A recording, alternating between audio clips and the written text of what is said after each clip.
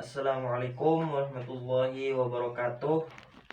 Alhamdulillahirabbil alamin. Assalatu wassalamu ala asyrofil anbiya'i wal mursalin sayyidina maulana Muhammadin wa ala alihi wa sahbihi wa barik wa sallim ajma'in. Alhamdulillah, kita bertemu kembali di hari ini, di hari yang cerah. Bagaimana kabar kalian anak-anak? Alhamdulillah baik semua. Minggu lalu kita telah membahas kondisi masyarakat Arab sebelum Islam. Sekarang kita akan membahas tentang misi dakwah Nabi Muhammad SAW di Mekah.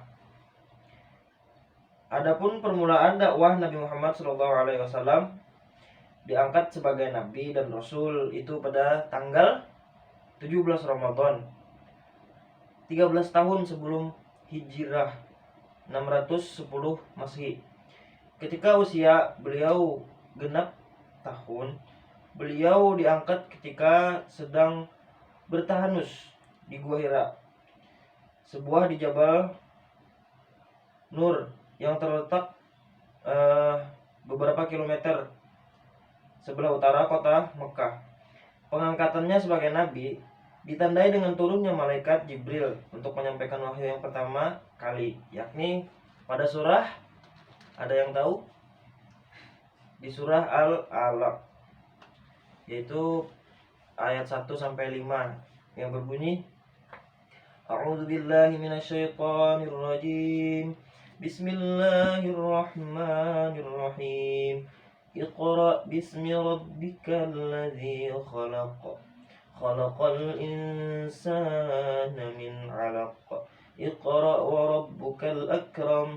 Alladzi 'allama bil qalam.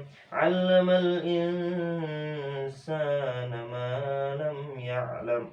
Surahul Azim, yang artinya, bacalah dengan menyebut nama Tuhanmu yang menciptakan. Dia telah menciptakan manusia dari segumpal darah. Bacalah, dan Tuhanmu yang maha pemurah, yang mengajar manusia dengan perantaran qalam. Dia mengajar kepada manusia yang tidak diketahuinya.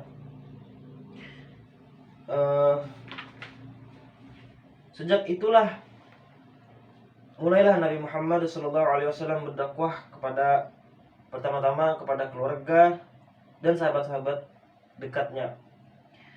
Beliau menjadikan rumah Al-Arqam bin Abil Arqam Al-Makhzumi sebagai pusat kegiatan dakwahnya. Jadi Nabi pertama kali diangkat menjadi Rasul itu, beliau langsung berdakwah kepada keluarga, sahabat, kerabat terdekat. Karena ketika menjadi Nabi, beliau hanya mengamalkan untuk diri sendiri. Dan apabila sudah menjadi Rasul, maka akan berdakwah, menyampaikan hak, yang mana yang hak dan yang batil.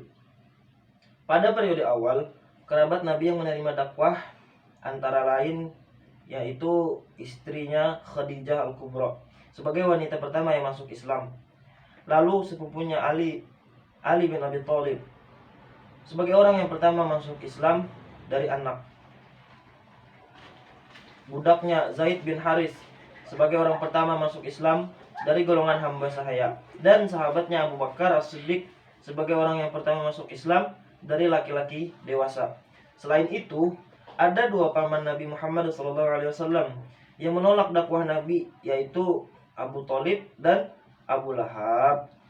Keduanya tidak mau melepaskan agama nenek moyangnya sampai meninggal dunia. Nah, jadi ada dua paman Nabi yang sampai akhir hayatnya tidak menerima dengan ajaran Nabi, yaitu Abu Thalib dan Abu Lahab.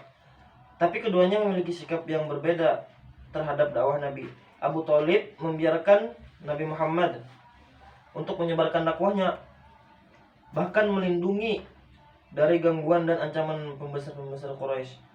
Sedangkan Abu Lahab ini sangat menentang dakwah Nabi Muhammad, dan Abu Lahab ini sering ingin membunuh Nabi Muhammad melalui utusan-utusannya.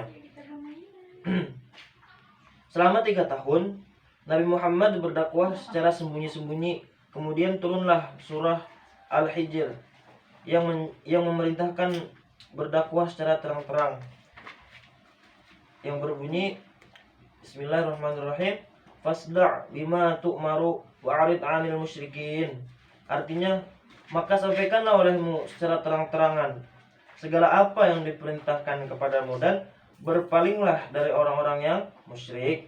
Nabi Muhammad SAW berdakwah secara terang-terangan ke seluruh lapisan masyarakat, baik golongan, bangsawan maupun budak, serta negeri-negeri lain dilakukan pertama kali di Bukit Sofa.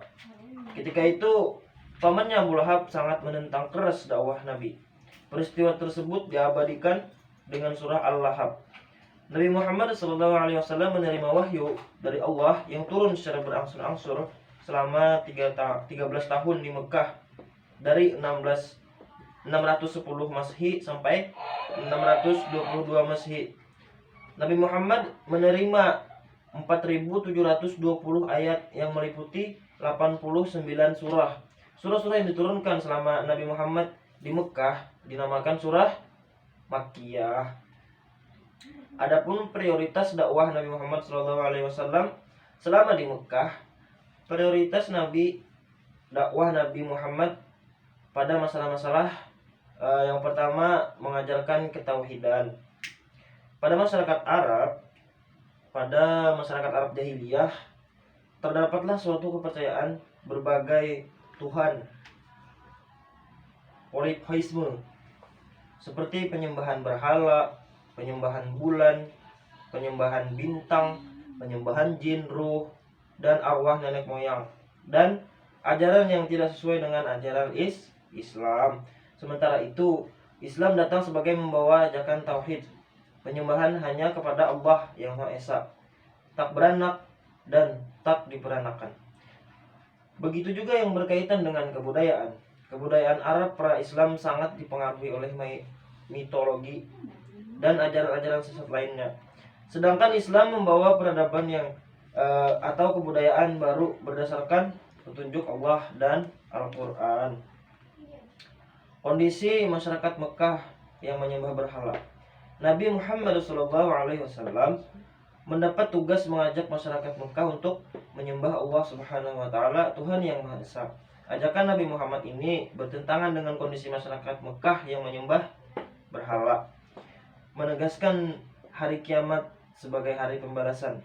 Masyarakat Arab pra-Islam sangat amat tidak percaya kepada hari kebangkitan, hari pembalasan, sampai ada di antara mereka bertanya-tanya, mana mungkin tulang belulang yang sudah hancur dapat dibangkitkan dan dihidupkan kembali. Padahal Islam mengajarkan dan memperingatkan kepada manusia bahwa dunia ini hanya sementara dan tempat yang abadi adalah alam akhirat.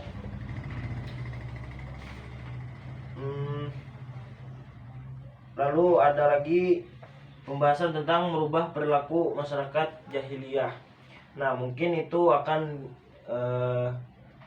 dijelaskan pada minggu yang akan datang. Jadi apakah kalian memahami apa yang sudah kakak sampaikan? Alhamdulillah kalian sudah memahaminya. Mudah-mudahan